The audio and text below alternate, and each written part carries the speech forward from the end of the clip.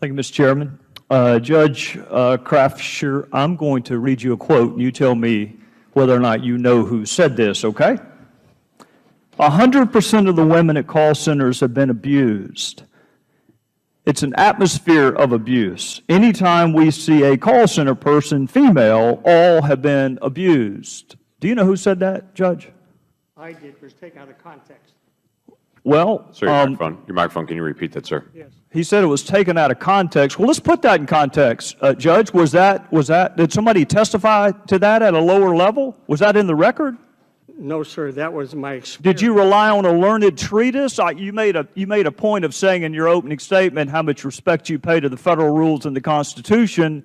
Was that a learned treatise you relied upon, Judge? No, that was my experience over 20 years. So you made yourself a witness even though the federal rules are very clear that judges are not witnesses. Is that what your testimony is, Judge? That was my opinion, not others. 100% of female employees at call centers have been abused. I didn't say that. 100% of the people that appeared before me have been abused. And you relied on no learned treatise, no testimony at a lower level, just your innate sense of medicine?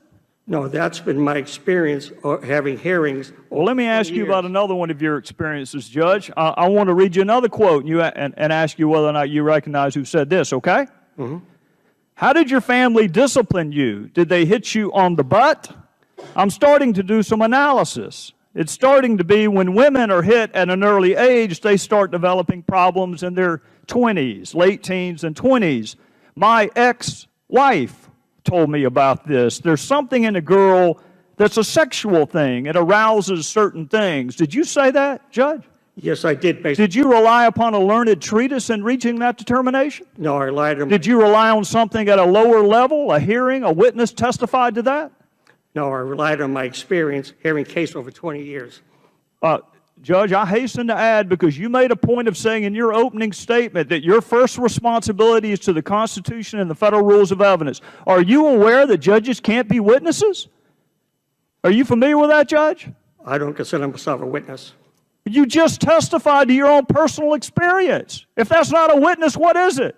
That's a personal opinion. Judges can't express personal opinions either. That's why we have something called experts. So that's Did an expert testify to that, Judge? That's called a First Amendment right. You're considered, so you have a First Amendment right to say whatever the hell you want in a hearing. It what you're saying? No, sir. And you can rely upon that when you're spending taxpayer money? No, sir. But that's an isolated case. Well, it can't be an isolated case. I just cited two. Yeah. And my colleague cited others. Yeah. You're taking isolated cases. I've had... let's go a little broader than that, Judge. What is your reversal rate of the hearing officer? Is it in excess of 90%? Yes, it's based upon testimony given to me. All right, and it has to be adjudicated twice before it gets to you, right? That's correct. And only if it's denied does it get to you. So 90% of the time, the people under you are wrong. No, I want to be able to cross. Well, it has to be, or you wouldn't be reversing them. They've denied benefits, Judge, and you've reversed their denial. That means that you're hiring some really dumb people to be hearing officers because they're wrong 90% of the time.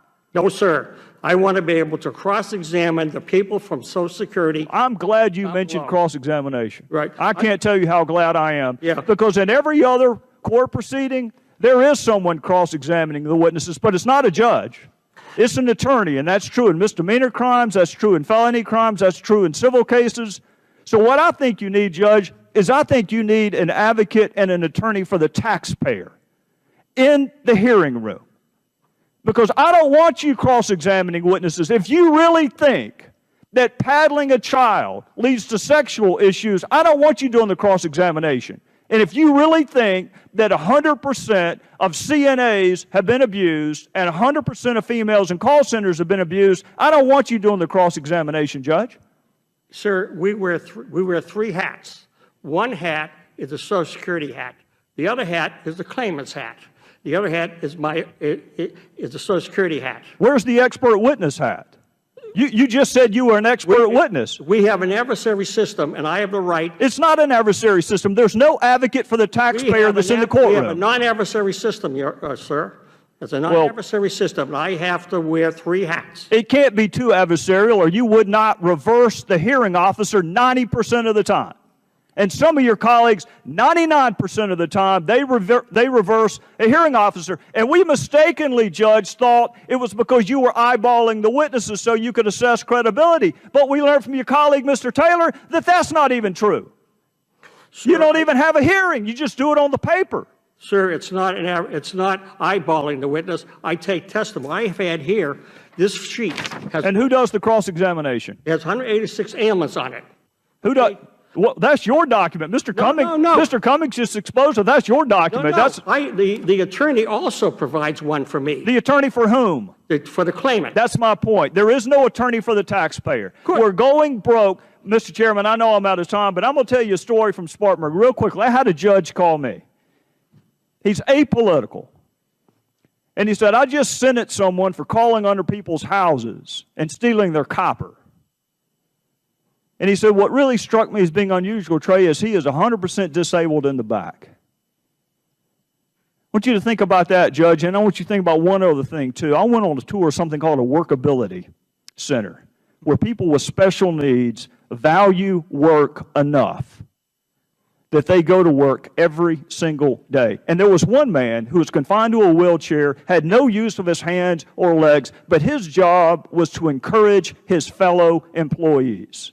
There is inherent value in work. And one reason your backlog may be so big is because it's so damn easy to get benefits. Not for me. Not for me. I hear every case. I see every person that's ever appeared before me. Everyone.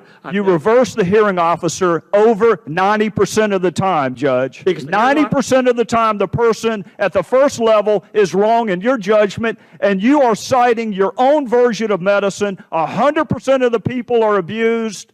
That if you paddle a little girl, she's going to wind up with sexual issues, despite the fact it's not in the record, Judge.